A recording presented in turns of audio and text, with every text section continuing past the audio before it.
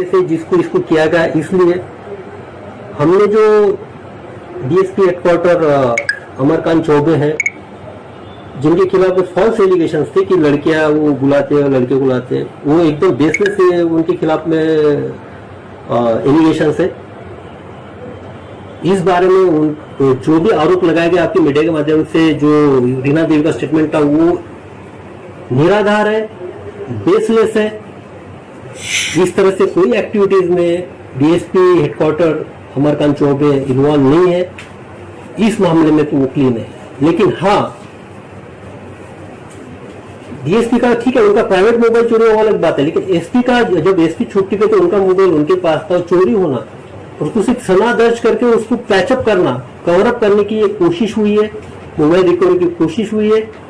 इस संबंध में हमने मुख्यालय को स्पष्ट तौर से लिखा है कि डीएसपी हेडक्वार्टर अमरकांत चौबे, इनको उस पद से हटाया जाए और उन पर विभागीय कार्रवाई शुरू की जाए।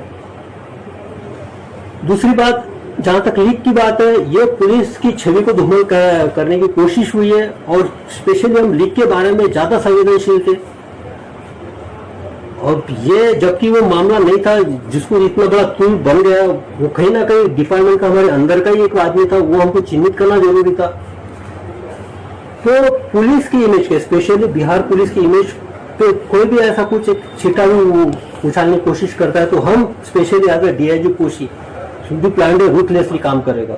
हमारे लिए हमारी इमेज ही सबसे परम है यहाँ पे, और इंटीग्रिटी, ऑनेस्टी, इम्पार्शियलिटी, इसके लिए हम माने जाते हैं यहाँ पे। जब लीक हुई है तो लीक के संबंध में जो सीरीजता में प्रेजेंट है, जिसने रिकॉर्ड किया प्रभात, धर्मेंद्र, प्रभात, धीरेन्द्र और उसके बाद एसडीपीओ सदर, इसमें जहां वो रूम में जो प्रेजेंट है प्रभात और धीरेन्द्र, उसके साथ साथ जो सहरसा के पीएसआई थे ब्रिजेश चौहान और दो जो टेक्निकल सेल से थे, एक अमर था और अमरेंद्र था, और महिला थी वहां पे सिपाही इंदु कुमारी।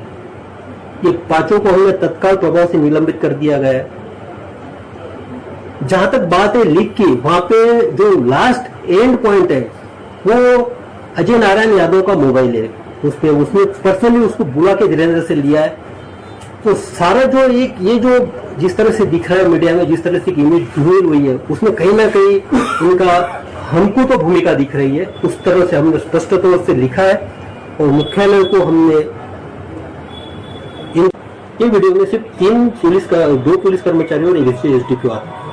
तो यहाँ पे आशंका बनती है कि लीक जो है, क्योंकि दोनों के मोबाइल चेक किए गए थे प्रभात और धीरेन्द्र के, उनसे सिर्फ प्रभात से फॉरवर्ड है धीरेन्द्र के पास और धीरेन्द्र से एसडीपीओ के प्राइवेट और गवर्नमेंट नंबर पे फॉरवर्ड है।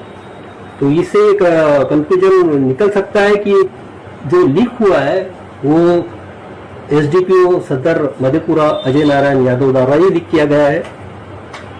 एक तो पहली बात है। दूसरी बात है कि उसमें जो सहरसा का जो शिरस्ता था, सदर थाना का शिरस्ता था, वहां पे तब police sub inspector Brijesh Chauhan भी प्रेजेंट है, सिपाही अमर सिंह, अमरेंद्र कुमार जो है के टेक्निकल सेल के, वो दोनों भी प्रेजेंट है, और महिला सिपाही इंदु कुमारी भी प्रेजेंट है।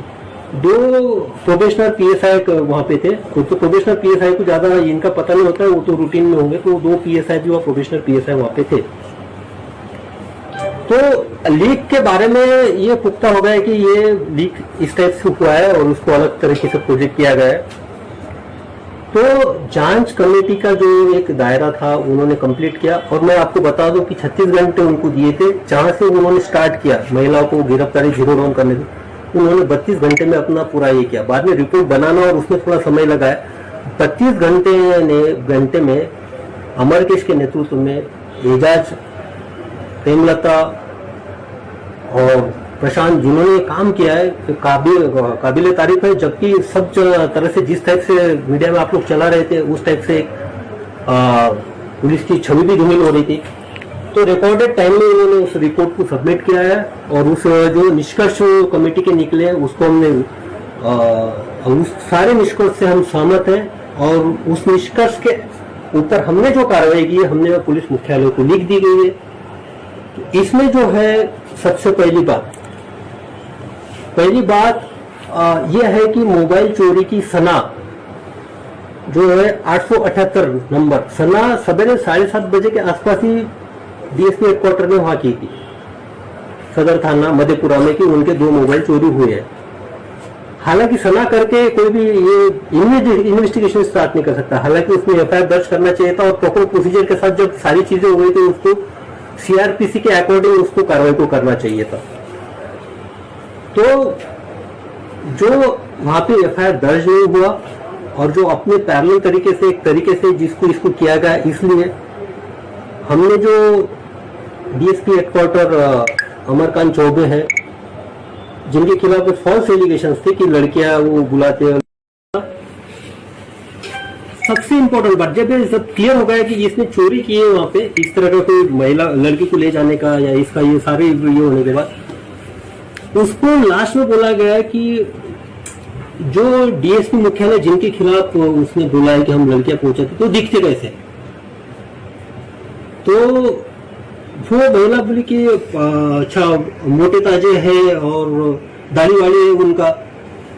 हम सरप्राइज हो गए कि दाढ़ी बोल रहा है और मोटे बोल रहे हैं।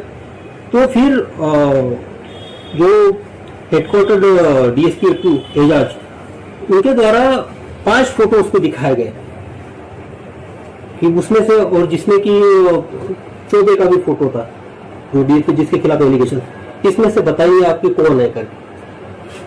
तो उन्होंने एजाज वो सब इंस्पेक्टर था जो, हाँ सब इंस्पेक्टर को जो यूनिफॉर्म में था उसको आइडेंटिफाई ये है डीएसपी हेडक्वार्टर। तो जब उन्होंने आइडेंटिफाई किया तो बोले लेकिन इसमें उनको दाढ़ी नहीं है, मूंछ है, हमारा तो दाढ़ी वाले थे।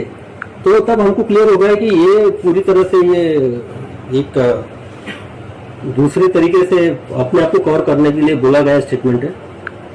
ये मामला यहाँ तक है। दूसरा बात जो पुलिस का एस्पेक्ट था, यहाँ पे बताया गया था कि ये अब जो लीक हुआ है ये, तो उस संबंध में भी कमेटी ने जांच की है। ये जो वीडियो है महिला के मोबाइल के रिकवरी के क्रम में, ये वीडियो जो सदर थाना है सहरसा का, उसके शिरस्ता का ये वीडियो है। और जो वीडियो रिकॉर्ड किया गया है, वीडियो रिकॉर्ड वहां पे एक प्रभात करके लड़का था टेक्निकल सेल का सहरसा, उसने रिकॉर्ड किया है। और धीरेन्द्र जो था, धीरेन्द्र बाजू में था, उसके प्रभात ने धीरेन्द्र को वीडियो फॉरवर्ड किया है। और धीरेन्द्र के पास वो वीडियो आने के बाद एसडीपीओ सदर मधेपुरा अजय नारायण यादव, इन्होंने उनको पर्सनली घर पे बुलाया है धीरेन्द्र को, उनकी डिटेल स्टेटमेंट है हमारे पास। बुलाने के बाद जबकि मामला डीएसपी हेडक्वार्टर देख रहे थे, या तो आप अपने तौर पे देख रहे हो, एसडीपीओ का जुडिक्शन है तो उसमें आप लीगल वे से कार्रवाई कर सकते थे, उसको बोला गया है कि ये हमारे इस पर फॉरवर्ड करो। हालांकि उसने उसके सरकारी नंबर पे फॉरवर्ड किया, लेकिन उसके साथ साथ उनका प्राइवेट नंबर भी था। प्राइवेट नंबर सरकारी फॉरवर्ड करने के बाद प्राइवेट नंबर की जरूरत नहीं थी।